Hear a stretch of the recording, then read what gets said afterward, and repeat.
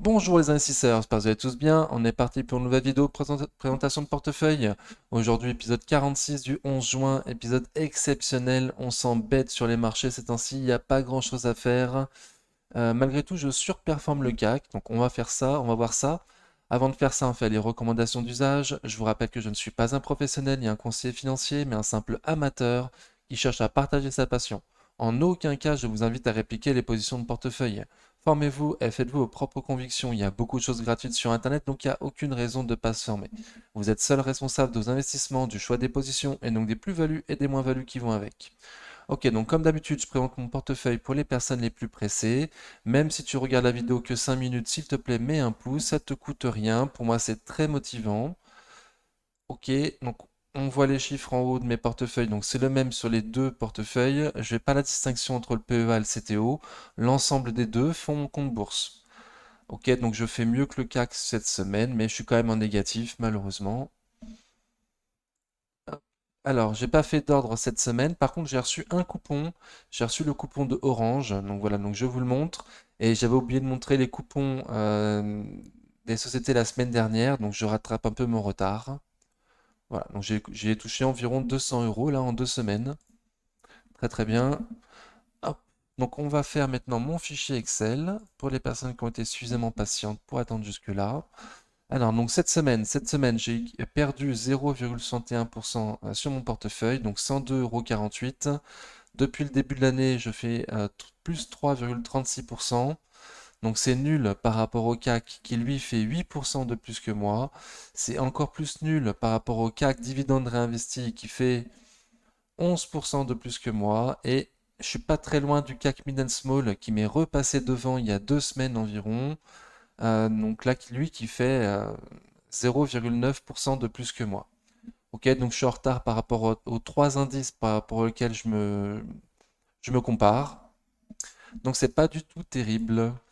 Depuis que je commençais la bourse, donc j'ai un gain de 990 euros. Je suis repassé sous les 1000 euros de gain depuis mes débuts en bourse. Ok, donc j'espère que ça va pas trop baisser, sinon je vais me retrouver en négatif depuis que j'ai commencé la bourse. Voilà, pour l'instant, je suis bien psychologiquement parce que je suis en gain. Je vois bien que je m'en sors pas terrible, mais au moins je suis en gain. Voilà, donc psychologiquement, c'est plus facile. Je me suis déjà retrouvé en négatif fin d'année dernière, et psychologiquement, c'était beaucoup plus dur à tenir quand même, hein. Ok, donc on va voir ça avec le temps. Si je repasse en négatif sur l'année, si je repasse en négatif depuis que j'ai commencé la bourse, on va voir, à suivre. Alors, sinon, qu'est-ce que je peux vous dire? Donc, j'ai 300 euros de liquidité. La semaine dernière, j'avais oublié de marquer ma liquidité sur le tableau Excel. Donc voilà, donc je me suis rattrapé, j'ai 300 euros de liquidité, donc environ 18% de liquidité sur mon portefeuille. Cette année, j'ai fait 3500 euros d'apport, alors que normalement, je m'étais restreint à investir que 2500 euros cette année. Donc pour l'instant, j'ai déjà investi 1000 euros de plus que prévu. Si je peux choper LVMH à 750 euros, je remettrai encore plus d'apport. Ah, mais je suis pas du tout sûr qu'on y aille. Sinon, ma liste de courses, je l'ai un peu refaite, il me semble. Bon, donc j'ai 1300 euros de retard par rapport à ma par rapport à ma liquidité. Sachant qu'en plus, les dernières lignes, à Eurofins et Lumibird, j'ai mis vraiment très peu de sommes à rajouter sur ma ligne, ce qui ferait pas beaucoup, changera pas beaucoup mon PRU, quel que soit le prix que j'achète ces deux sociétés. Donc on va voir si en plus j'ai pas sous-estimé le montant du renfort qu'il faudrait que je fasse sur ces deux valeurs-là. Donc je suis un peu juste en liquidité, hein. Je suis un peu juste en liquidité. J'ai les PRU qui sont pas terribles, donc faut que je les renforce plus bas. Faut que je m'améliore sur ces PRU-là, ce qui demande du cash. Et donc là, je suis un petit peu en manque de liquidité. Ok, donc j'ai prévu de renforcer 12 sociétés sur 20. Vous avez les 8 sociétés ici que j'ai pas prévu de renforcer. Voilà. J'ai dit la semaine dernière pourquoi je les renforçais pas. Donc je vais pas le faire toutes les semaines. Ok, donc ma feuille de rendement n'a pas grandement m'a pas changé. J'ai pas fait d'ordre cette semaine. Rappel pour les nouveaux qui arriveraient sur les vidéos. Donc je marque ici quand et pourquoi j'achète une société. Pour éviter de changer d'avis en cours de chemin. Ça m'est déjà arrivé. Et même quand je le note, je peux changer d'avis. Donc je préfère le noter, voilà. Ça me permet de ne pas oublier pourquoi je suis rentré sur une société un an après et bien rester sur focus sur mon objectif. J'ai un objectif de rendement de 5% sur l'ensemble des portefeuilles. Pour l'instant, j'y suis loin. Alors, j'en suis loin, c'est surtout dû au fait que j'ai 2300 euros de retard sur ma stratégie dividende. J'ai prévu d'avoir environ 50% de mon portefeuille en stratégie dividende et 50% du portefeuille pour les autres stratégies, les entreprises de croissance, entreprises de spéculation, les entreprises value, voilà, pas forcément, sans forcément prendre en compte le dividende. Donc par rapport à ces deux stratégies, j'ai 2300 euros de retard sur ma stratégie dividende. Ok, donc il faut que je me rattrape. Bon, on finit pour cet écran. Donc ça, c'est le graphe des sommes que j'ai investies. Donc les sommes investies. Ok, je sais pas trop quoi dire. On l'a déjà vu la semaine dernière. Atos, c'est la marque de mon erreur. C'est la première ligne de mon portefeuille. Pourtant, j'ai pas énorme de conviction dessus. Voilà, donc j'ai renforcé beaucoup trop fort, beaucoup trop haut. Maintenant, je suis un peu coincé. C'est la première ligne de mon portefeuille et j'en suis pas très fier. Voilà, donc on passe au graphe des sommes investies, mais par secteur. Alors, donc j'ai changé mes secteurs.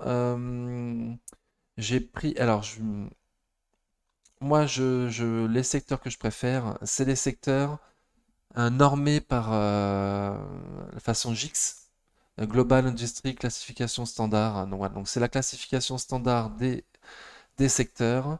Je l'ai remis à jour du coup. J'ai demandé à ChatGPT pour chaque valeur dans quel secteur ça allait. Donc, normalement, je suis bordé. C'est exactement les bons secteurs pour les bonnes sociétés.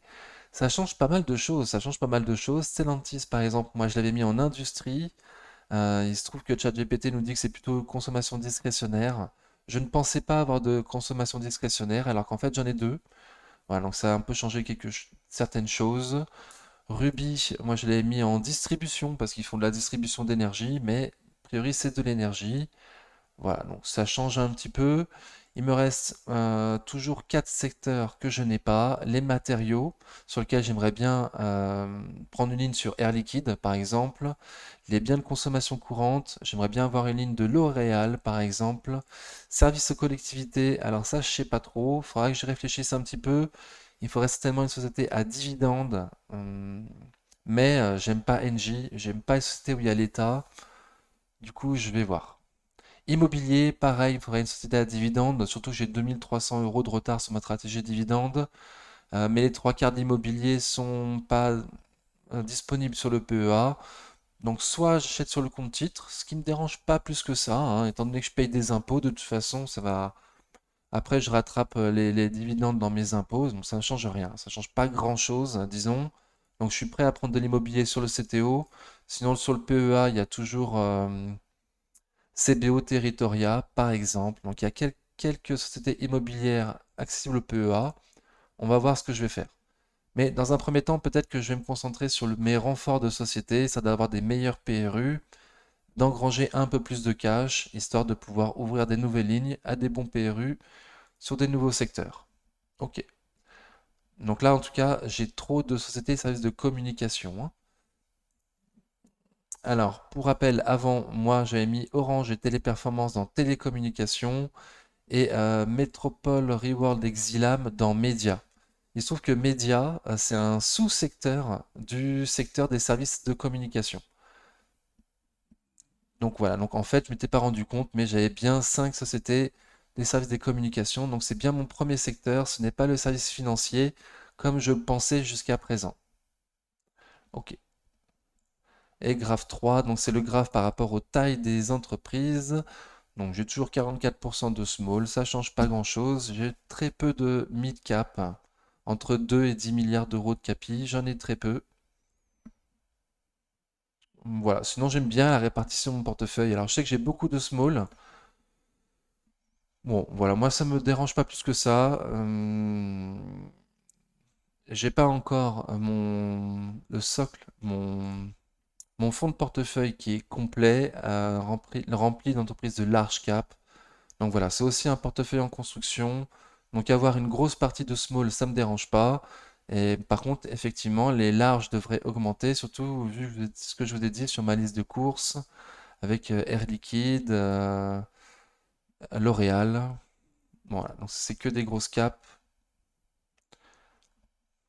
Mais 40% de small cap, ça me dérange pas plus que ça non plus, hein. Ok. Donc on a fait le tour du fichier Excel, on repasse sur le compte titre du coup. Donc on peut voir ici ce que je vous ai dit jusqu'à présent. Donc ma perf de la semaine c'est moins 0,61%, mais le CAC lui fait moins 0,79%. Donc je fais mieux que le CAC sur la semaine de très peu. Voilà, on va voir que j'ai beaucoup d'entreprises dans le rouge cette semaine et que quelques-unes m'ont sauvé. Alors, donc c'est pas sur le compte titre que j'ai été sauvé de toute évidence. Total fait moins 0,4% sur la semaine. J'en suis à plus 72% depuis que je l'ai acheté. Il n'y a pas de news. Non, il n'y a pas de news. Graphiquement, ça donne quoi? Graphiquement, on est toujours un peu haut. Ok. Donc, graphiquement, on est très haut. On n'est pas loin des plus hauts récents, mais aussi des plus hauts historiques. On est coincé. Soit on a un canal de moyen long terme haussier, et là on est dans le bas du canal haussier moyen long terme. À court terme, on est dans un canal baissier. Donc de court terme, on arrive dans le bas là du canal long terme. Donc à voir ce que ça va faire. Est-ce que la tendance long terme va perdurer? On va se reprendre, potentiellement retourner vers les 60 euros, voire faire de nouveaux plus hauts récents. Ou est-ce que la tendance baissière de court terme va prendre le dessus et on va aller voir plus bas? Le niveau plus bas des 51-52 euros risque d'y avoir du monde et le niveau plus bas des 50 euros, encore plus de monde. Donc on est très très haut sur Total Energy, mais la capacité de baisser pour moi elle est très restreinte, étant donné que le dividende est déjà très très bon à ces prix-là. Voilà, et que l'énergie pas chère, c'est fini, hein, faut pas se faire d'illusions. L'énergie pas chère, c'est fini. Le pétrole à 60 $, je ne pense pas qu'on y reverra en dehors d'une grosse récession.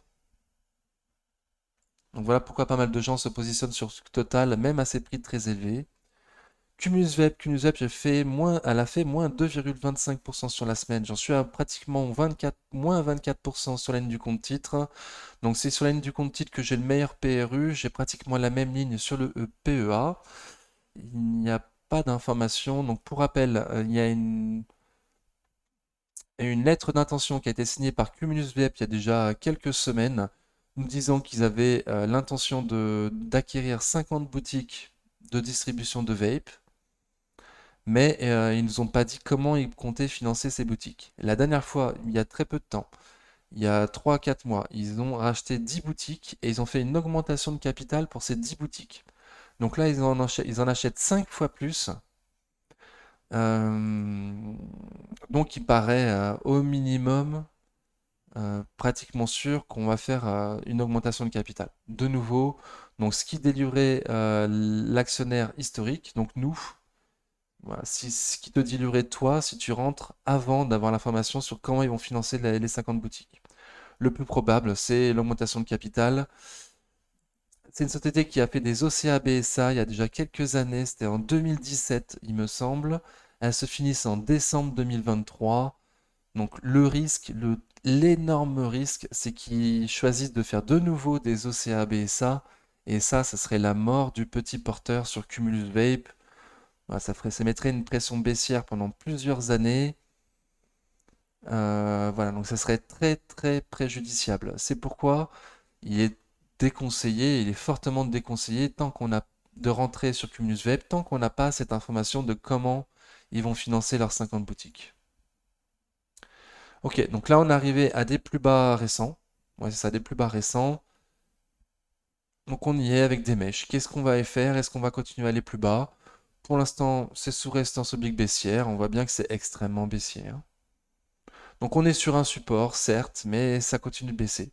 Moi, je vous ai toujours dit, tant qu'on n'a pas l'information sur les 50 boutiques, ça risque de continuer à baisser parce que c'est quand même trop dangereux de rentrer dessus sans avoir cette information. Ok, donc attention, attention sur le cumulus. Le PEA maintenant. Donc le PEA. Donc on peut voir que j'ai quand même pas mal de gadins, hein. Il y a beaucoup de rouge de nouveau cette semaine. C'est pas des petits montants en rouge, hein. Moins 2 sur Atos, moins 3 sur Coface, moins 3 sur Eurofins, moins 5,80 sur Nekon. Voilà. Heureusement, j'ai été sauvé plus ou moins par STM, Société Générale, Téléperf. Donc on va voir ça en détail. Atos cette semaine a fait moins 2,27%. J'en suis à moins 10% depuis que je l'ai acheté. Donc il y a une news. Bon, un analyste. Alors c'est très intéressant cet article, on va le lire vite fait. Atos gagne près de 2% à Paris alors que Invest Securities a confirmé ce matin sa note d'achat sur la valeur, assortie d'un objectif de cours inchangé de 18 euros. Donc déjà 18 euros, vu les doutes qu'on a sur la société et qu'aujourd'hui on est à pratiquement 15 euros, voilà, ça laisse quand même peu de place. Bon, ça fait quand même 26%, hein, c'est quand même 26% de gains potentiels. Mais étant donné les soucis qu'on a sur Atos actuellement, est-ce que tu as une marge de sécurité suffisante à ce prix-là? Moi, je trouve pas. Ok, donc ils nous disent qu'Invest Securities a sorti, a confirmé ce matin sa note d'achat sur la valeur, a sorti d'un objectif de cours inchangé à 18 euros, après que le CMD de Tech Foundation, qui s'est tenu hier, a confirmé les avancées positives qui qui se dessinent depuis le second semestre 2022. Je sais plus ce que ça veut dire CMD.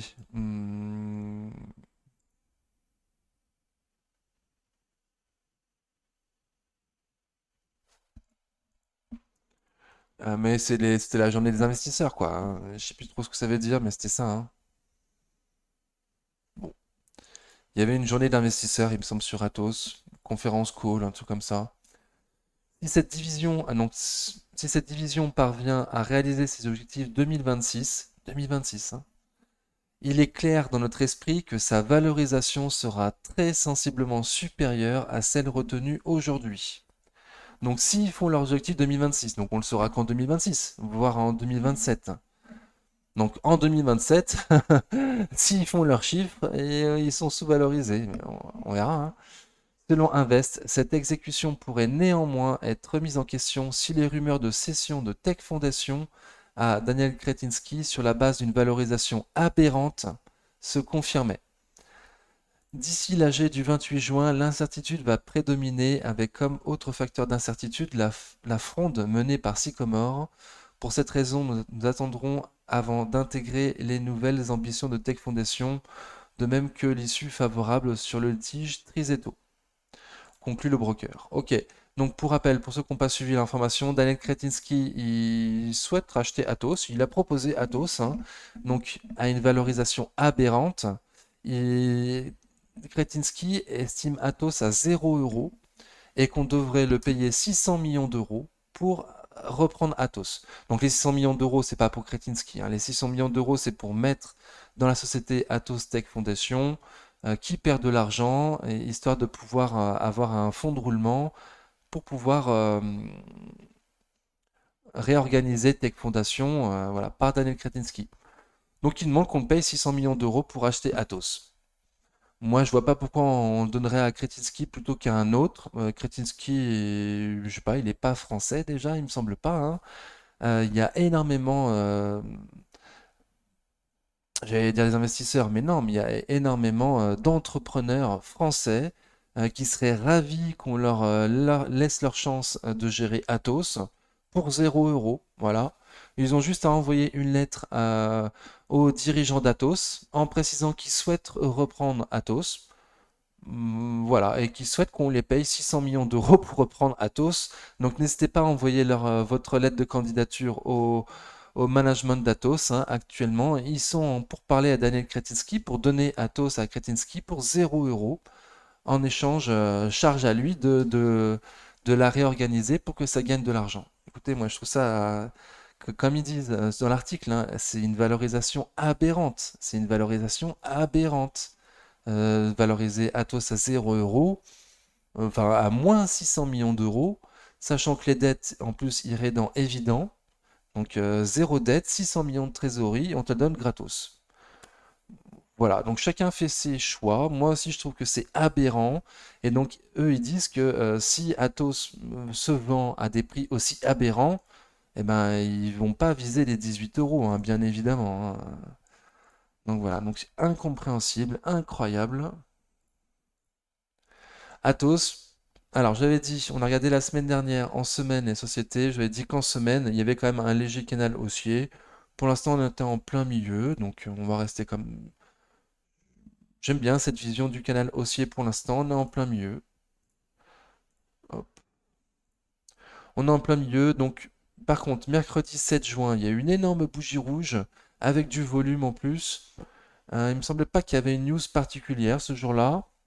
Bon, c'était quand même très surprenant, énormément de volume.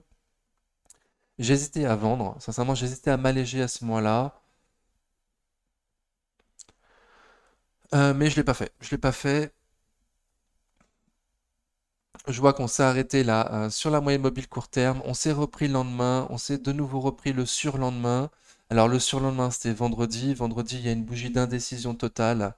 Sans corps, un beau doji, mèche haute, mèche basse. Donc une bougie d'indécision totale. Pas loin du milieu de cette grande bougie de mercredi.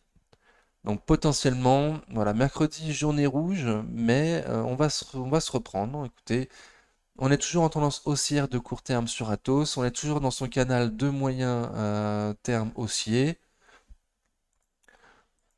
Fondamentalement, moi aussi, je trouve que Atos, ça vaut entre 18 et 20 euros. Je pense que ça vaut 2 milliards. 2 milliards, ça fait 18 euros et 20 centimes. Et, sur Tech Foundation, vu qu'il y a un peu plus de croissance, tout ça, ça devrait valoir un multiple un peu plus, un petit peu plus important. Donc entre 18 et 20 euros, moi j'estime le prix d'Atos, le prix juste, le prix un peu cher. Le prix juste, mais un peu cher quand même, hein. Là, c'est pas, bon, les prix sont assez moyens sur Atos à 14 euros. C'est pas déconnant au niveau de la valorisation Atos à 14 euros, hein. Le top, c'est plutôt entre 11 et 12. Où là, ça me paraît vraiment sous-évalué Atos. Mais encore une fois, je vous invite à voir vous-même quelle marge de sécurité vous voulez sur cette société qui est quand même très très compliquée, sur lesquelles il va y avoir une scission d'ici dans les 6 prochains mois maximum. Donc si vous achetez Atos aujourd'hui, vous achetez 70% d'Evident, qui est une très belle société en croissance fondamentale sur un très beau secteur, et vous achetez 30% de Atos Tech Foundation, qui est plutôt un boulet qu'autre chose. Voilà. Donc écoutez, donc il y a une news sur Kretinsky, on va suivre, voir ce qui ça donne. Est-ce que le management d'Atos nous dit qu'il discute avec Kretinsky pour booster un petit peu les autres entreprises, genre Airbus, Thales, qui eux aussi négocient actuellement avec Atos? Voilà, est-ce que c'est juste un jeu de négociation? Bon, on ne saura jamais, hein, on le saura après en tout cas, hein. Donc relativement confiant sur Atos. À ces prix-là, j'achète pas assez trop cher, plutôt plus bas si tu veux commencer une ligne. Et fondamentalement, il devrait avoir une valeur plus juste entre 18 et 20 euros. Mais on va pas y aller à ces prix-là. Il faut une prime de sécurité vu la scission qu'il va y avoir. Ok, j'ai beaucoup parlé. J'espère avoir été clair. Orange, j'ai fait moins 0,95% sur la semaine. J'en suis à plus 10% depuis que je l'ai acheté. Donc il n'y a pas de news? Non. Alors très déçu sur Orange, très déçu. Moi j'avais dit sur la chaîne que si t'en avais pas, je te conseillais. Mon avis c'était que c'était pas con d'en prendre à 10,60 le jour du détachement du dividende. Donc déjà on n'a pas été à 10,60 le jour du détachement du dividende, on était à 10,70. Et moi je pensais que ça allait se reprendre ensuite. On a déjà vu des dividendes d'Orange qui se terminaient par une augmentation. Alors là, j'ai pas l'exemple, bien sûr. Voilà, par exemple, le 13 décembre, on a eu un dividende et ensuite ça a explosé, quoi, Orange. Donc je m'attendais plutôt à un truc comme ça. Donc là, ça part plutôt au sud. Donc ce que j'avais dit, moi, c'était que commencer une ligne à 10,60. D'habitude, je dis plutôt toujours de commencer une ligne à 10 euros, en dessous de 10. Mais là, 10,60, on n'est pas du tout sûr que ça aille à 10 ou en dessous. Donc commencer une ligne à ces prix-là, à 6% au-dessus des prix normaux que je dis, je trouve pas ça con. Bon, il se trouve que la tendance baissière continue. Donc on va voir jusqu'où ça peut aller. Il y a un gap à combler là à 10,02. Potentiellement on va y aller. Ça voudrait dire casser même 200 jours. Il y a également le support, là, le gros support aux alentours de 10,40, 10,30, 10,45, environ le support plus bas. Ouais. Ok, donc gravement déçu par Orange. À ces prix-là, c'est pas dégueu, hein. Commencer ligne à ces prix-là, c'est pas dégueu. Pour se renforcer en dessous de 10 euros. Bon. Mais bon, déçu un peu de la tendance quand même, hein.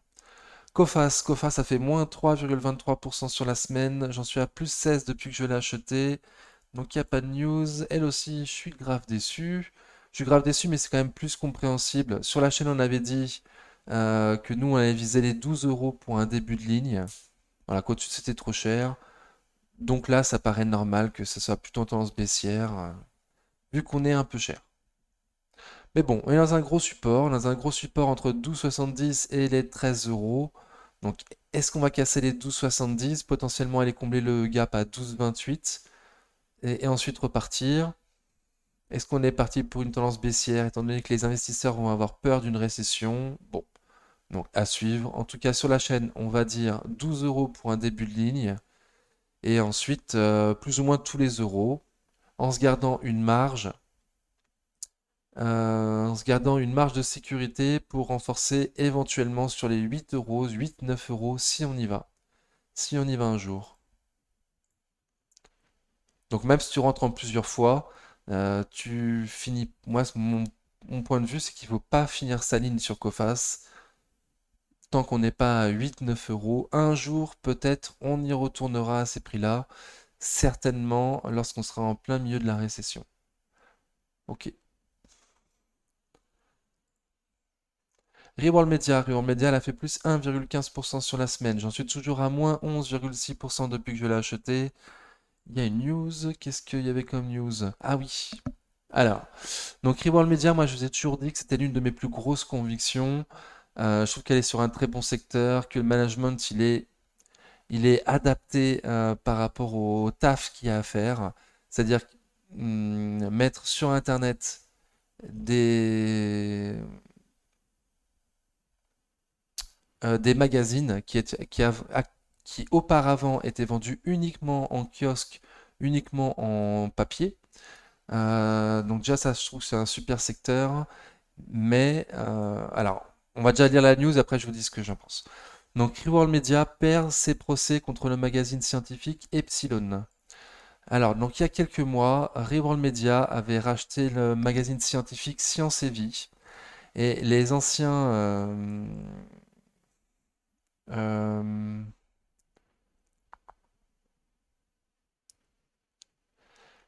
alors là, ils disent que c'est des journalistes, mais en fait, c'était les anciens. euh, Bon, c'était les responsables, plus ou moins les responsables éditoriales de Science et Vie. Je sais plus comment on dit, mais ils avaient un poste haut placé chez Science et Vie. Quand Reworld Media a racheté Science et Vie, beaucoup sont partis. Beaucoup sont partis. Beaucoup de journalistes sont partis. Beaucoup de rédacteurs sont partis. Parce que Reworld Media, ils ont la réputation de serrer la vis, hein, serrer les coups. Pour rappel, les trois quarts des magazines perdent de l'argent en France. C'est pour ça qu'elles se font racheter régulièrement par les grands milliardaires français qui voilà le potentiel pour eux d'un certain soft power. Mais tous les ans, il faut racheter de l'argent, hein. C'est pas pour rien que tous les ans, les magazines ils se font racheter par tout le monde. Enfin, voilà, je pense à La Provence, par exemple, là, qui a été racheté euh, par Bernard Tapie. Voilà, voilà. Donc souvent, les médias, les médias, beaucoup de médias perdent de l'argent. Donc c'est le cas des médias papier, souvent. Donc c'est pourquoi il- le marché a besoin d'une entreprise comme Reworld Media et d'un management comme Reworld Media qui serre un peu la vis, un management un peu dur, certes, mais il vaut mieux une entreprise avec management assez dur, mais une entreprise rentable, qu'une entreprise qui n'est pas rentable, avec un management mou. Voilà, donc c'est un choix. Chacun fait ses choix. Je vous dis ça pourquoi? Je vous dis ça parce que Reworld Media a porté plainte contre les deux. Alors, j'arrive pas à retrouver le nom de leur ancien emploi, hein. Bref. Donc, quand Reworld Media a racheté Science et Vie, il y a beaucoup de gens qui sont partis de l'entreprise Science et Vie en disant on ne peut pas travailler dans ces conditions-là. Euh, voilà, donc ils ont créé un nouveau magazine scientifique appelé Epsilon. Reworld Media a porté plainte contre les fondateurs de ce nouveau magazine, Epsilon, qui étaient les anciens rédacteurs en chef, voilà, qui étaient les anciens rédacteurs en chef de Science et Vie. Alors, en plus, il y a eu des mots assez maladroits émis à la radio par les anciens rédacteurs en chef de Science et Vie. Donc, Reworld Media a porté plainte pour diffamation et porté plainte aussi pour concurrence déloyale. Voilà, après avoir pour parasitisme et diffamation. Donc, diffamation, c'est ce qui a été dit à la radio, ça c'est à part. Ils ont dit que, voilà, que Reworld Media, il coupait un peu tous les budgets, que la rédaction n'allait pas être aussi libre qu'avant, Reworld Media certainement qui demande à faire des partenariats avec des grands groupes pour récupérer un peu de cash. Voilà, donc ça ne correspondait pas à la façon de faire des anciens rédacteurs en chef de Science et Vie. Ils l'ont dit à la radio, ce qui était diffamatoire pour Reworld Media. Et donc Reward Media a porté plainte pour tout ça, hein, pour concurrence déloyale, parasitisme et diffamation. Ils ont perdu pour les trois, pour ces trois raisons. Pour être tout à fait sincère, moi je pense que le management de Reward Media a porté plainte contre eux. C'était surtout pour les faire chier. Là, ils viennent de monter un nouveau magazine scientifique. Certainement qu'ils n'ont pas beaucoup de sous, ils n'ont pas beaucoup de moyens, et ils n'ont pas beaucoup de moyens juridiques ni de temps. Et Reworld Media leur met des bâtons dans les roues en portant plainte contre eux. Euh, voilà, ce qui peut les gêner à lancer leur nouveau magazine.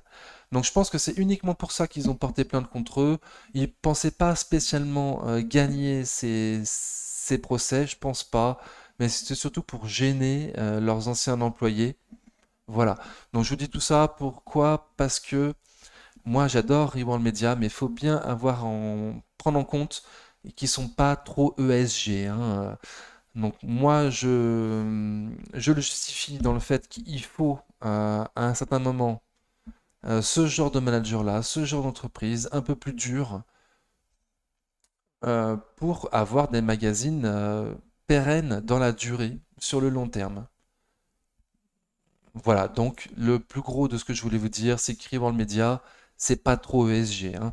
Moi j'adore, fondamentalement je trouve que c'est pas du tout cher à ces prix-là. Je vais aller jusqu'au bout écrivant le média, si ça continue à baisser, je renforcerai à la baisse. Mais voilà, de toute évidence, Rivant le média, ils sont pas ESG à fond, hein. Donc l'ESG c'est important ces temps-ci. Là ils ont perdu leur procès.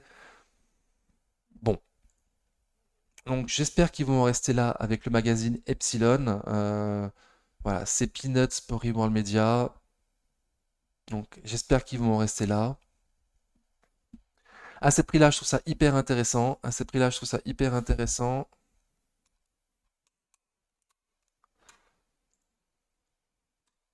Ok, j'ai plus de souris, super. Ok, donc à ces prix-là, moi je trouve ça hyper intéressant. C'est pour ça que je me suis renforcé trois fois entre 5, 4,50 et à 4,17 de mémoire. Je remarque que dans la baisse, ça distribue pas. Mais pour l'instant, c'est extrêmement baissier, hein. Donc il y a eu un léger rebond quand même en milieu de semaine. Mais on reste bloqué dans une résistance. On reste bloqué sous la moyenne mobile court terme. Voilà, avec très très peu de volume, un RSI très très faible. Donc pour moi, on est toujours en grande tendance baissière. C'est pas moindre risque d'acheter à ces prix-là. C'est pour les chasseurs de points bas, voilà, comme moi. Donc pour les plus prudents, on va attendre le début d'un rebond, quelque chose. Alors moi, je ne verrai rien avant les 5 euros de toute façon, hein. Donc là, on a 4,40. À vous... Voilà, chacun fait ses choix. Potentiellement, on peut encore descendre, hein. Graphiquement, en tout cas, on voit que potentiellement, on peut encore descendre. Fondamentalement, ça me paraît intéressant à ces prix-là, mais les entreprises qui sont fondamentalement pas chères, il y en a beaucoup et elles peuvent le rester plusieurs années d'affilée. Donc, faites attention à vous. Société Générale a fait plus 3% sur la semaine, j'en suis à moins 7 depuis que je l'ai acheté. Donc c'est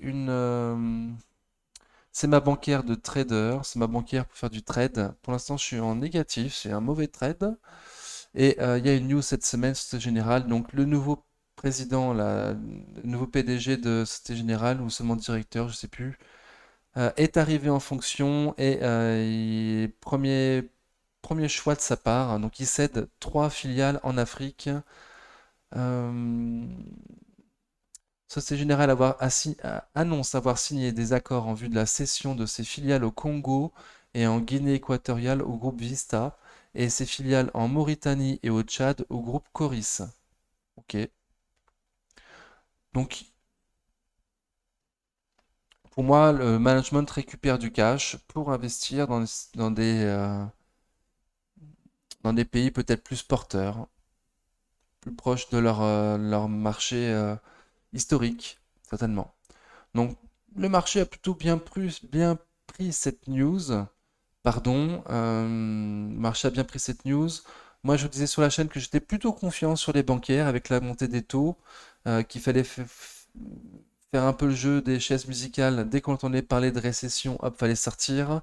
Donc cette semaine, on a entendu parler de récession. La zone euro est en récession technique, donc de 0,1% sur les 2 premiers trimestres de l'année, je crois.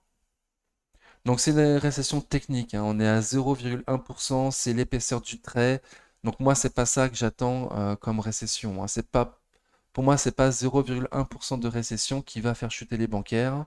Donc je reste positif sur les bancaires, surtout sur Société Générale qui a le plus de retard par rapport aux autres.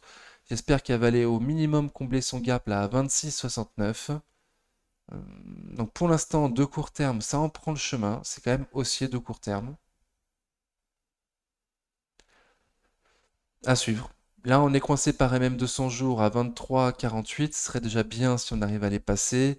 Et ensuite, il y aura les 25 euros. Ce serait bien si on arrive à les passer. Et si on arrive à passer tout ça, éventuellement pour aller combler le gap des 26,69. Donc moi, c'est mon premier objectif sur Société Générale. Donc assez confiant sur les bancaires, mais à suivre. Téléperf a fait plus 2,47% sur la semaine. J'en suis à moins 12 depuis que j'ai commencé ma ligne. Donc il n'y a pas de news, je crois pas. Non, il n'y a pas de news. Donc un début peut-être de quelque chose sur Téléperf. Donc extrême tendance baissière sur Téléperf, hein, jusqu'à présent depuis janvier 2021. Donc on avait plein de supports, hein. On avait le support des 180 euros qui a cassé, on avait le support des 170 qui a cassé, le support des 160 qui a cassé, le support des 150 qui a cassé. Donc là, on est sur le support des 140. Va-t-il tenir? Va-t-il casser? Donc ça, on n'en sait rien. Pour l'instant, la tendance est extrêmement baissière.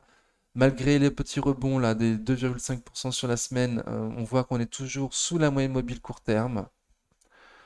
Voilà, on vient à peine de sortir de la survente. Donc le consensus est d'accord pour dire qu'à ces prix-là, c'est intéressant, téléperformance, mais attention, ça peut continuer à baisser. Graphiquement, c'est très baissier. Donc, si tu supportes pas d'avoir des lignes en rouge sur ton portefeuille, donc soit tu achètes avec un stop court. J'ai pas de stop court à te proposer actuellement. Pour moi, le stop court, il sera en dessous de 130. Donc, ça fait 10% par rapport au prix actuel. C'est beaucoup. Ça n'est pas vraiment un stop court. Euh, Voilà, sinon on va attendre un rebond. Ok, donc à ces prix-là, c'est intéressant, je l'ai dit, mais pour l'instant, on est toujours en grande tendance baissière. Eurofins, ça fait moins 2,89% sur la semaine, j'en suis à moins 7 depuis que je l'ai acheté, il n'y a pas de news. Alors, un peu comme Téléperf, les prix sur Eurofins semblent intéressants pour un début de ligne. Moi, j'ai toujours dit sur la chaîne, alors je suis peut-être optimiste, hein, mais en dessous de 70 euros pour du long terme, c'est un bon prix. Vous trouverez en lien de la vidéo de Hibou et de Tino de la chaîne YouTube, le podcast de la bourse, qui ont fait une vidéo sur l'analyse fondamentale et analyse graphique d'Eurofins. Elle est super bien expliquée, leur vidéo.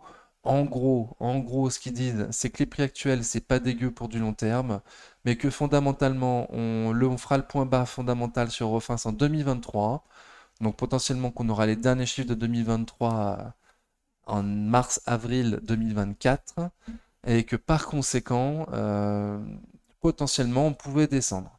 À 50 euros au plus bas, enfin, moi je pense pas que on pourrait aller plus bas que 50 euros, hein, sincèrement. Déjà les prix là sont pas mal. Donc 50 euros, c'est vraiment très très intéressant. Il y a également un support sur les 55 euros. Plus haut, là on s'approche des 58,60 qui seront un gros support. Ok. Donc est-ce que ça va continuer à baisser? Est-ce qu'on va aller voir les prix plus intéressants que je vous dis? Ou est-ce qu'on va se reprendre et retourner voir le haut du range? Parce qu'actuellement on est dans un range entre 60 euros et 63 euros. Vendredi ça l'a légèrement cassé. On est à 59,82 et encore non, graphiquement je vois que ça l'a pas cassé. Donc pour l'instant on est dans le bas du range. Est-ce qu'on va aller voir les prix intéressants donc, que je vous ai donnés? Ou est-ce qu'on va remonter dans le haut du range? Aucune idée, à suivre, chacun fait ses choix. Moi je suis dessus. PRU 64 euros. Un peu élevé, certes, mais bon, pour du long terme, c'est pas mal et j'essaye d'avoir des prix beaucoup plus bas pour me renforcer, faire baisser grandement mon PRU. Lumibird a fait moins 2,30% sur la semaine. J'en suis à moins 8,50% depuis que j'ai commencé ma ligne. J'ai commencé ma ligne il y a très peu de temps, d'ailleurs. Donc j'ai commencé un peu haut, certes, en grande tendance baissière sans stop à 16 euros, pardon. J'avais dit qu'en dessous de 17, ça me paraissait intéressant fondamentalement, mais que potentiellement on pouvait aller jusqu'à 12 parce que les chiffres de 2022 étaient vraiment pas bons. Alors, ils étaient pas bons parce que Lumibird a investi dans sa croissance future, notamment dans les unités de production. Voilà, donc ce qui a coûté de l'argent. Donc, ce qui a fait baisser la rentabilité sur 2022. Donc, pour moi, c'est une opportunité pour nous pour l'avoir à un prix très intéressant, Lumibird. Donc, potentiellement 12. Mais pour l'instant, on est à 14,40. Voilà, pour l'instant, on est à 14,40. Moi, j'ai dit en dessous de 17, c'est intéressant fondamentalement. On peut aller jusqu'à 15, on peut aller jusqu'à 12. Et là, on est plus ou moins au milieu à 14,40. Donc, à suivre. À suivre.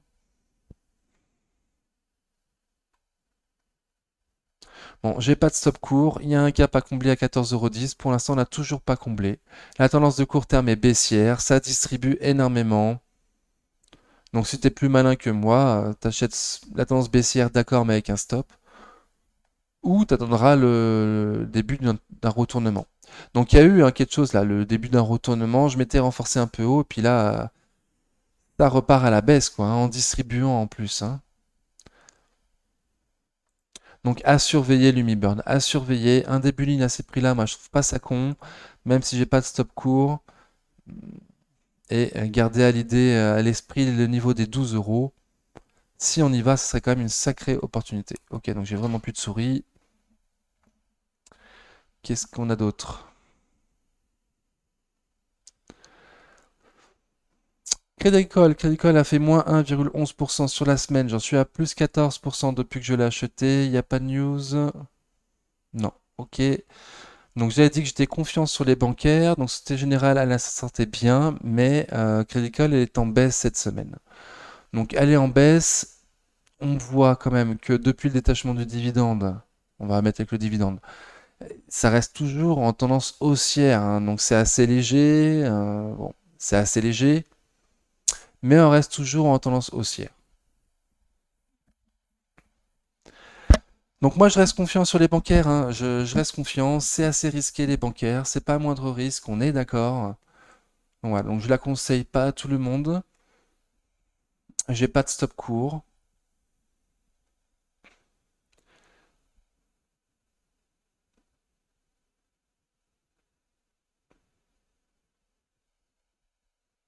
Ok, j'ai pas de stop court. Potentiellement à court terme, viser les 12. Ça fait déjà 12, ça fait déjà 10% à partir des prix d'aujourd'hui.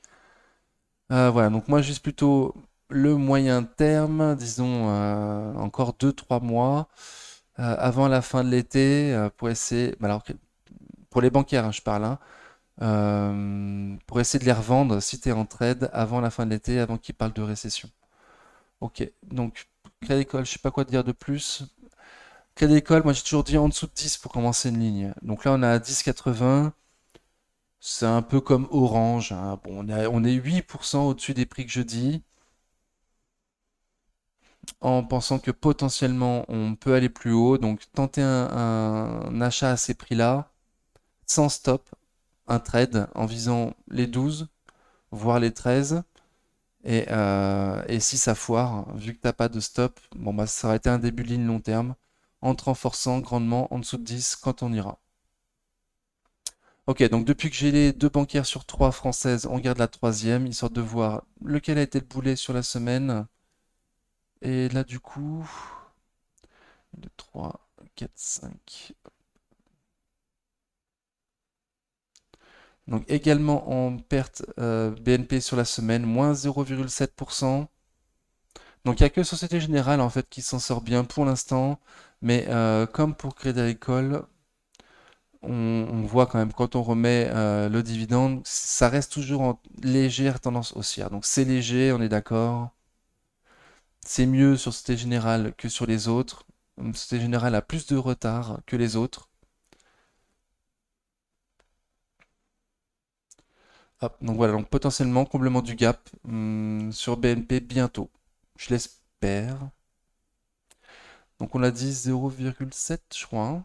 C'était quoi les autres?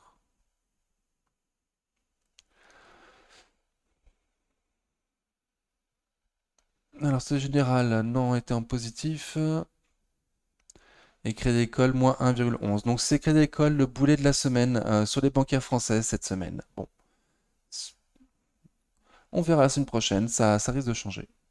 STM a fait plus 5% sur la semaine. J'en suis à plus 40% depuis que je l'ai acheté.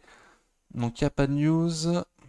Alors la news, c'était la semaine dernière sur les Nvidia qui avait fait une très belle publication. Et à retardement, il y a eu un truc sur tous les secteurs semi-conducteurs. Voilà, mais à retardement. Euh, donc là, on est toujours à des prix. Bon, graphiquement, on est trop haut pour acheter, hein. Graphiquement, on est trop haut pour acheter. Fondamentalement, les prix sont pas dégueux.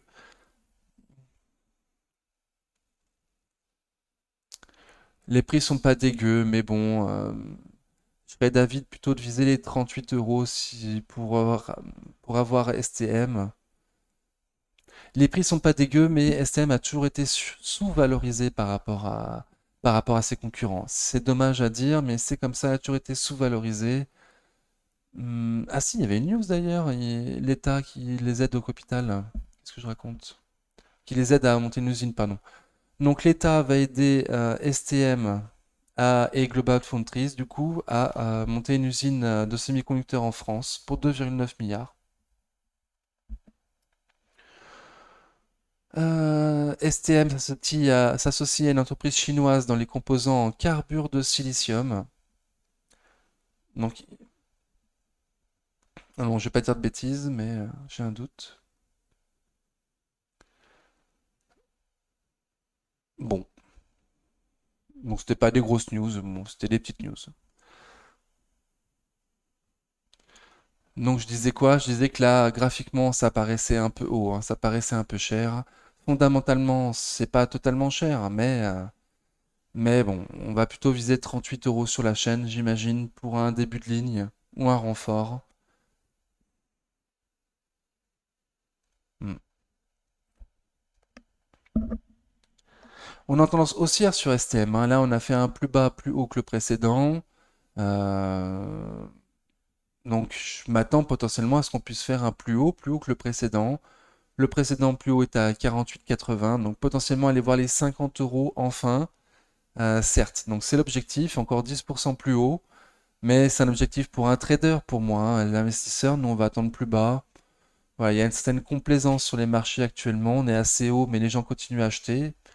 Donc on va attendre une petite déprime sur le marché, que les prix soient beaucoup plus bas sur un peu toutes les boîtes, hein. Ok. Equasens, ça fait moins 0,7% sur la semaine. J'en suis à 30, plus 34% depuis que je l'ai acheté.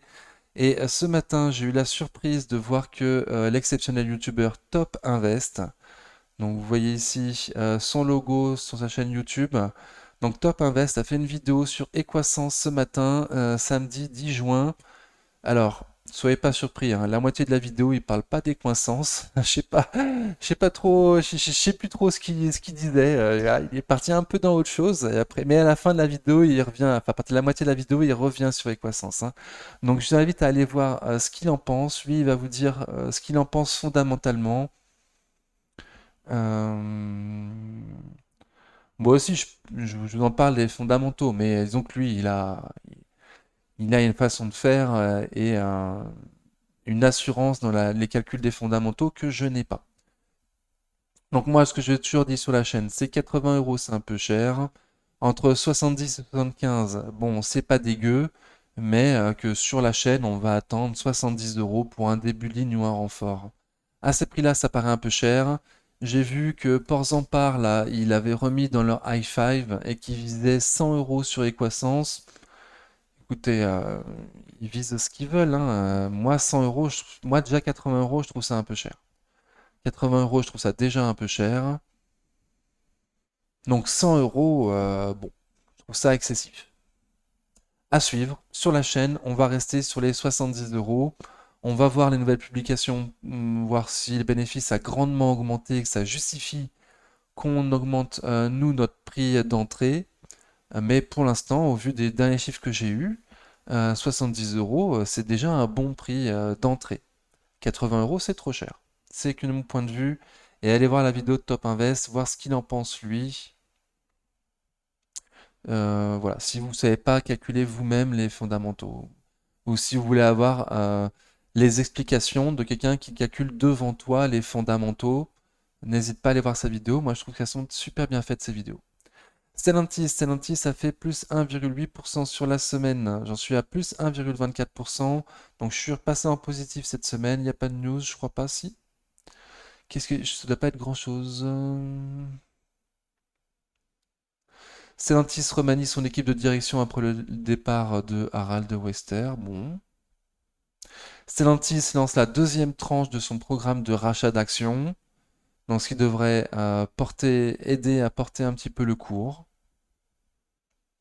Bon, il me semble que c'était juste pour ça que je voulais sortir les news. Bon. Et Stellantis crée une co-entreprise avec le Belge Galoo pour le recyclage des véhicules hors d'usage. Tu ne précise pas que c'est des véhicules électriques. C'est peut-être pas le cas du coup. Bon. Donc c'est pas vraiment une grosse news, hein. La news la plus importante, c'est qu'il y a une deuxième tranche de programme de rachat d'actions en cours sur Stellantis. Donc potentiellement, il va y avoir une petite tendance haussière. Euh, En tout cas, ça ne peut que aider le cours à monter un peu, hein. Donc sur la chaîne, on a toujours dit au-dessus de 15 euros, c'est un peu cher. Là, on est à 15, on est à 15. Mon PRU, il est à 14,86. Donc mon PRU, il est trop élevé, je te le confirme. J'attends qu'on se retrouve vers les 12,50 ou en dessous pour me renforcer. Voilà, pour l'instant, je patiente. On est quand même sur une petite tendance baissière là depuis mars 2023. J'ai bien laissé dividende enlevé, hein. Ah non, dividende enlevé, ça donne ça. Donc petite tendance baissière quand même depuis mars 2023. Là, on est sous résistance oblique baissière, donc à suivre. On est toujours au-dessus de la moyenne mobile 200. Mais 15 euros, c'est trop cher. 15 euros, c'est trop cher. Pour l'investisseur, en tout cas à long terme, il me semble que 15 euros, c'est trop cher. On va attendre plus bas. Voilà, on va attendre plus bas. Allez. J'ai dit 12,50 hein, sur Stellantis, hein. Amundi a fait moins 0,3% sur la semaine. J'en suis à moins 8% pratiquement depuis que je l'ai acheté. Alors, sachant que je l'ai acheté il y a très peu de temps, Amundi. Donc Amundi, jusqu'à présent, j'avais un PRU au-dessus de 60 euros, presque 61 euros, il me semble, et que j'ai vendu la veille du détachement du dividende, en me disant que de toute façon, j'allais passer en négatif au détachement du dividende, donc ça ne servait à rien de rester dedans. Et, euh, et au détachement du dividende, bah, je suis tout de suite rentré dessus. Je suis rentré dessus en me disant, bon, à ces prix-là, c'est pas dégueu Amundi, hein, c'est pas dégueu du tout. Euh, mais graphiquement, on voit qu'on peut aller plus bas quand même, hein. Les prix les plus intéressants sur Amundi, c'est plutôt 45 euros. Voilà, donc là, on est 20% au-dessus. Mais fondamentalement, ça paraît pas cher, 53, enfin pas cher. Ça paraît être un prix assez juste, assez normal sur Amundi. Euh, si on calcule ces chiffres par rapport aux 2 dernières années, qui étaient excellentes. Voilà. Moi, ce que je dis sur la chaîne, c'est qu'attention, on attend une récession fin 2023 ou en 2024. Et lorsqu'il y aura une récession, les gens vont vouloir sortir leur argent de la bourse, ce qui fera baisser les encours sur Amundi, ce qui fera baisser les fondamentaux et donc le cours de bourse. Voilà. Donc là, ce que je dis, c'est qu'on se compare par rapport à des années exceptionnelles. Donc on va viser. Donc je sais pas, hein, c'est une entreprise de croissance. En plus, ils sont en train d'intégrer l'Ixor, hein, ce qui devrait avoir des synergies intéressantes. Donc c'est assez mitigé sur Amundi, hein. Comme je disais, les prix là sont pas dégueux. Le top du top, ça semble être le 45 euros. Mais je serais pas non plus étonné si on retourne à 70 euros dans les 2, 3 prochaines semaines qui arrivent. Voilà, donc c'est pour ça que moi j'ai commencé Mani à 58 euros, un peu au milieu nulle part. Ok. Et donc si on va sur les 45 euros, ce serait le top. Mais avant d'aller au top du top, il y a un autre niveau là à 50 euros, ce qui serait aussi pas mal. 48-50 euros de nouveau. Donc c'est en dessous de mon support, hein, mais on voit bon, moi j'ai déjà chopé à 48 euros. Du coup, j'aimerais bien la rechoper de nouveau à 48 euros en fait. Et voilà, donc ce serait les prix pas loin des prix optimum. Bon, je sais que j'ai pas été clair, mais j'espère que malgré tout vous m'avez compris, qu'avec le temps vous avez réussi à me décrypter. Cumulus Vape, on la retrouve, donc on l'a déjà vu tout à l'heure sur la ligne du compte titre, là on la voit sur le PEA, donc elle a fait moins 2,25% sur la semaine, j'en suis à moins 30% sur ma ligne du PEA. C'est bien sur le PEA que j'ai le PRU le moins bon, on l'a déjà vu tout à l'heure donc on va pas le revoir. Voilà, OCAB ça, faites gaffe, faites gaffe. Ruby a fait plus 1,6% sur la semaine, j'en suis à plus 6 depuis que je l'ai acheté. Donc attention, détachement du dividende la semaine prochaine, mardi. Donc là, on est retourné à 27 euros, pardon. On a retourné à 27 euros. Donc mardi, détachement de 1,90 €, il me semble. C'est combien déjà, Ruby? 1,92 €, ouais, c'est ça. 1,92 € qui va être déduit du coup mardi. On est à 27, donc on va se retrouver à 25. Mm. Donc on va se retrouver à mon PRU, quoi. Ou légèrement en dessous, ou au niveau de mon PRU. Donc tout le range là, tout le range, il va être effacé en fait par le détachement du dividende. Donc un peu comme Amundi, Ruby à ces prix-là, ça semble pas dégueu, ça semble pas dégueu du tout. Seulement graphiquement, on peut aller plus bas, hein, de nouveau, les 22 euros. Ils nous tentent. On y a déjà été 2 fois là en 2022. Mais fondamentalement, voilà, ça paraît pas dégueu. Donc si on retournait sur les 30 euros dans les prochaines semaines, je ne serais pas non plus étonné. Alors, Amundi comme Ruby, même combat, mais détachement du dividende. Du coup, j'espère quand même qu'au détachement du dividende du Ruby, ça baisse quoi. Ça baisse à 22 euros, si Dieu le veut. Amundi, c'est ce que j'avais visé. Pour l'instant, ça baisse, mais pas trop trop quoi, hein. Donc à suivre. Ruby, un peu comme Amundi, hein. Beau dividende, pas dégueu à ces prix-là. Le rendement en plus, il n'est pas dégueu à ces prix-là non plus. Mais potentiellement, on peut l'avoir plus bas, quoi. Donc ne pas sortir totalement de ces lignes-là parce qu'elles peuvent remonter sans toi. Euh, mais prévoir de l'argent pour renforcer plus bas, ça me paraît être intéressant. Ok, ABC Arbitrage. ABC Arbitrage a fait moins 2% sur la semaine. J'en suis à moins 1 depuis que je l'ai acheté. Alors, grosse déception ABC Arbitrage cette semaine, grosse déception, il n'y a pas de news. On va l'avoir en graphique. Alors, pour la petite histoire, pour ceux qui ont regardé la vidéo de Maxime dimanche dernier, il nous avait dit dans le chat, est intéressé pour entrer sur ABC Arbitrage. Euh, voilà, sur ces prix-là environ, ou un peu en dessous. Donc on en a parlé ensemble, et moi, dans la semaine, je l'ai un peu charrié, notre ami Maxime, en lui disant, de toute façon, tu voudras pas rentrer tant que tu n'auras pas un meilleur PRU que moi.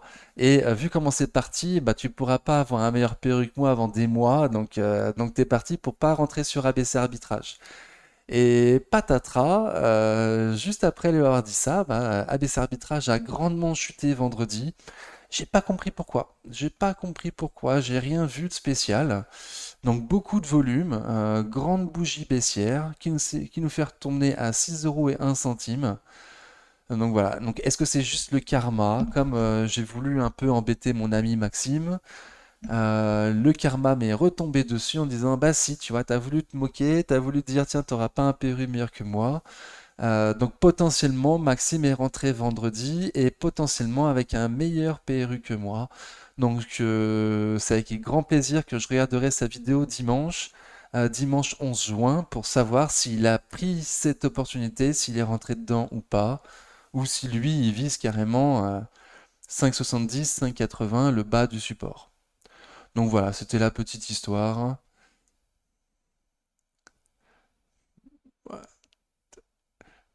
Bon, on est assez loin des M200 jours là. J'ai pas compris pourquoi ça a baissé à ce point aussi, aussi vite quoi. Vraiment dans la journée, ça a fait que baisser. Donc bon. Donc potentiellement 6 €, moi je trouve ça intéressant. À ce prix-là, il y a un dividende un peu en dessous de 7%. Voilà, très intéressant. Le bas du support, il a 5,74 de mémoire. Donc c'est la mèche là du 26 septembre. Ouais, 5,73. Voilà, donc 573, 6 € environ le support. Plus bas, on tombe direct à 5. Donc 20% plus bas. Si jamais le dividende baisse, si jamais il y a un problème fondamental sur ABC Arbitrage, ça baissera vers les 5 certainement. Bon. Mais c'est une institution ABC Arbitrage depuis des années. Un bon dividende pour les petits porteurs. Ok, donc là on a un niveau intéressant. Et à suivre demain la vidéo de portefeuille de Maxime, voir s'il est rentré dessus ou pas. Nekon a fait moins 5,8% sur la semaine. J'en suis à moins 22% pratiquement depuis que je l'ai acheté. Pour rappel, je me suis renforcé, j'ai doublé ma position la semaine dernière. Donc beau timing, j'ai envie de dire, beau timing. Il y a un début de renouveau de foi de ma part sur Nekon. On a vu les chiffres également la semaine dernière, donc les chiffres étaient pas bons, hein, c'était pas ce qui était attendu. Ils n'ont pas sorti leur jeu comme c'était attendu, donc forcément ils n'ont pas fait les chiffres attendus. Ils ont quand même fait mieux qu'en 2021. Et là, on se dit du coup, enfin moi je me dis, ils peuvent pas faire pire en 2023 qu'ils ont fait en 2022. Sachant qu'en 2023, ils vont sortir 2 fois plus de jeux qu'en 2022, et qu'en 2023, il n'y a plus de rupture, normalement de ce que j'en sais, hein, il n'y a plus de rupture sur les consoles de jeux, comme il y a pu encore en avoir en 2022. Donc pour toutes ces raisons-là, je pense que Nekon ne peut pas faire de plus bas fondamental. On va voir, hein, mais je ne vois pas comment il pourrait faire pire qu'en 2022. Euh, c'est pourquoi j'ai renforcé ma ligne la semaine dernière en disant, bon, j'y touche plus, moi, commence à me saouler cette valeur. Là, je pense qu'on va retourner sur les 2 €, vu comment ça repart, vu comment ça part, vu la distribution, vu le RSI très très faible, vu le volume très très faible, vu la tendance baissière de court, moyen, long terme. Voilà, je me dis qu'on va au minimum revoir les plus bas récents, et statistiquement, Nekon qui a fait des plus bas historiques a plus de chances de faire de nouveaux plus bas historiques que n'importe quelle autre entreprise. Donc on va voir ce que les statistiques nous disent. Est-ce qu'elle va faire de nouveau un plus bas historique et donner raison aux statistiques qu'on a pour nous, pour les traders, ou est-ce que ça ne va pas faire de nouveau plus bas historique, pardon, et dans ce cas-là, ça serait un petit soulagement, j'imagine, pour pas mal de petits porteurs qui sont dessus, hein. Si on fait pas de nouveau plus bas historique, ça voudrait dire quand même qu'il y a plus de demandes qu'il y a 3 mois sur cette entreprise. Donc à suivre. Pas convaincu du tout. En tout cas, moi, je suis déçu par le management, donc je pense pas me renforcer plus sur Nikon, hein. Xylam a fait moins 1,34% sur la semaine. J'en suis à moins 25% depuis que je l'ai acheté. Alors ça aussi, c'est mon gros boulet, mon gros boulet. Je l'avais sur le CTO depuis un bout de temps. Ouais, je suis dessus depuis mars 2021 sur Xylam. Je l'avais sur le CTO. J'avais acheté un peu haut. Et il y a un moment, j'en ai eu marre sur le CTO. J'ai craqué. Voilà, c'était là, en février 2023, donc 2 ans après, j'ai craqué, j'ai vendu en me disant, bon, mon PRU, il est beaucoup trop haut, ça sert à rien que j'essaie de quadrupler ma ligne pour faire grandement baisser mon PRU, il vaut mieux tout vendre et repartir à zéro. Donc j'avais quand même une certaine espérance, une certaine... disons qu'il y avait un gros support là à 30 euros, euh, et je pensais que le support des 30 euros allait quand même tenir, quoi. Sachant qu'on a été à plus de 60 euros il y a 5 ans. Donc il y a 5 ans, on était à plus de 60 euros. Aujourd'hui, Xylam fait de meilleurs chiffres d'affaires, de meilleurs bénéfices qu'il y a 5 ans.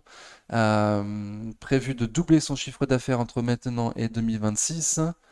Voilà, ce qui n'était pas le cas il y a 5 ans. Et malgré tout, le support des 30 euros a cassé.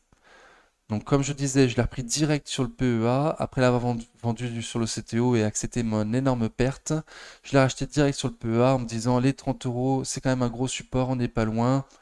Je suis pas sûr que ça puisse pas repartir sans moi. Donc, dans le doute, je rachète tout de suite. Bon, et là, patatras, ça continue à baisser.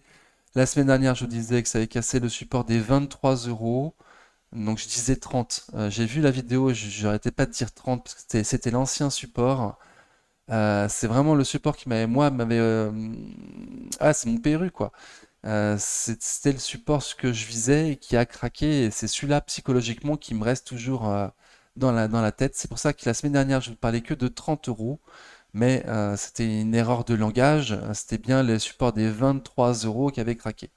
Et je vous disais, les 23 euros ont craqué. Moi, j'ai pas de support plus bas. Plus bas sera le prix rond des 20 euros. Donc là, ça continue à baisser. Écoutez, ça continue à baisser. Donc je vais de nouveau viser 20 euros sur Xylam. À ces prix-là, je trouve pas ça dégueu. Sachant qu'ils ont prévu en plus de doubler leur chiffre d'affaires en 3 ans. Voilà, mais de toute évidence, le marché n'en veut pas. C'est extrêmement baissier. Gros couteau qui tombe depuis 2018. Donc gaffe quoi. Donc attendre un rebond, hein. Attendre un rebond, hein. Ne plus acheter de support sur Xylam quoi, hein. Ou alors acheter un support mais avec un stop court, chose que moi j'ai pas fait. Et là je suis coincé avec ma ligne qui est du coup trop haute, hein, à 30 euros actuellement. Et on va aller sur les 20.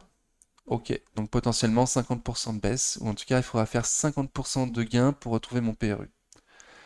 Ok, je suis coincé de nouveau avec Xylam, je suis coincé. Donc à suivre. Métropole TV, Métropole, elle n'a rien fait sur la semaine. Ah, donc j'en suis à moins 8,58% depuis que j'ai commencé ma ligne.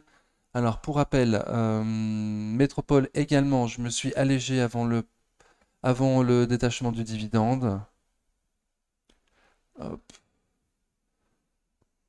Donc voilà, je m'étais allégé la veille du détachement du dividende. Et depuis, j'en ai pas repris. Depuis, j'en ai pas repris. Moi, sur la chaîne, je vous ai toujours dit qu'il fallait commencer sa ligne et se renforcer en dessous de 12. Donc je vais attendre en dessous de 12, comme j'arrête pas de vous le dire, pour me renforcer sur Métropole. Certainement 11, hein. Moi je visais 11, j'ai déjà un PRU assez haut à 14,50. Donc je vais potentiellement doubler ma ligne sur les 11 euros sur Métropole TV. C'est mon objectif. Pour l'instant, elle me fait un peu chier parce que ça latéralise dans cette résistance. Ça ne veut pas baisser, ça ne veut pas baisser. Le dividende a été détaché il y a déjà, il y a quoi, il y a un mois quoi. Le 3 mai, donc c'est plus d'un mois, et ça latéralise, ça ne veut pas baisser. Donc, chier. Et voilà, c'est comme ça. Écoutez, on va l'attendre en dessous de 12. Et si ça remonte, bah, je serais très surpris, mais bon, c'est comme ça. Il y a déjà un bon rendement à ces prix-là, donc pas sûr non plus que ça. Enfin, il y a une certaine complaisance actuellement sur les marchés, hein. Les marchés très hauts, ça veut pas baisser. Les indices veulent pas baisser. Euh, voilà, c'est pas l'euphorie, mais c'est pas la déprime en tout cas. Clairement, c'est pas la déprime. Donc on va attendre que tout le monde soit un peu déprimé pour acheter des prix beaucoup plus intéressants sur beaucoup de valeurs. Ok, donc je vous remercie d'avoir suivi la vidéo jusque-là. Demain, Maxime sort sa vidéo de portefeuille. On verra enfin s'il a acheté ABC Arbitrage ou pas. Allez, prenez soin de vous. À bientôt. Ciao.